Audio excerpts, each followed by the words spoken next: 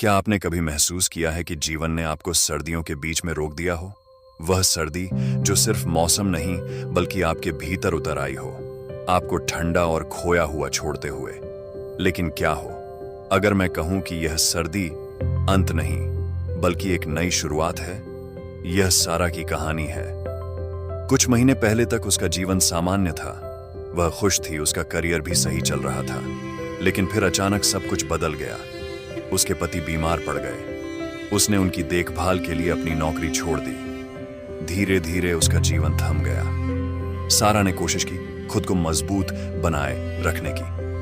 उसने अपने आप से कहा, मुझे चलते रहना होगा, सब ठीक हो जाएगा। लेकिन जितना उसने प्रयास किया वह उतनी ही थकी और टूटती गई। और फिर एक दिन उसे एक किताब मिली, विंटरिंग। सर्दी जीवन का एक ऐसा समय है जब आपको पीछे हटना पड़ता है और खुद को ठीक होने देना पड़ता है। इन शब्दों ने सारा को झकझोर दिया। उसने सोचा, क्या सच में ऐसा हो सकता है?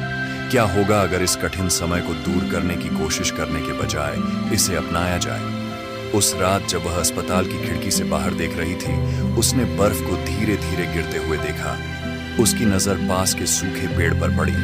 पेड़ खाली था, लेकिन बर्फ की नमी ने उसकी जड़ों में जीवन भर दिया था। मिट्टी में छोटे छोटे हरे अंकुर उभर रहे थे। सारा ने महसूस किया, प्रकृति में सर्दी असफलता नहीं है, यह एक तैयारी का समय है। पेड़ अपनी पत्तियां गिरा देते हैं, धरती आराम करती है ताकि वसंत में नई शुरुआत हो सके। शायद मुझे भी यही करना चाहिए। पहली बार उसने खुद को रुकने की अनुमति दी। उसने ठंड से लड़ना बंद कर दिया और उसे अपनाया। उसने समझा कि धीमे होने का मतलब हार नहीं है, यह एक नई शुरुआत के लिए जगह बनाने का तरीका है। समय के साथ सारा ने खुद को बदलते हुए देखा। वह अधिक मजबूत, स्थिर और आभारी बनकर उभरी। उसने जाना कि जीवन की सर्दियां हमें तोड़ने नहीं बल्कि नया आकार देने के लिए आती हैं। आप भी सर्दियां झेल रहे हैं? हम सब अपने जीवन में सर्दियां झेलते हैं, रुकने, खोने और अनिश्चितता के पल।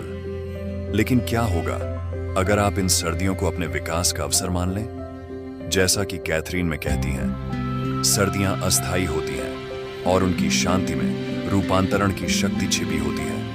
इसलिए अगली बार जब आप जीवन की सर्दी में हों, खुद से पूछें, मैं इस सर्दी से क्या सीख सकता हूं? क्योंकि सबसे ठंडी सर्दियों में भी वसंत चुपचाप इंतजार कर रहा होता है।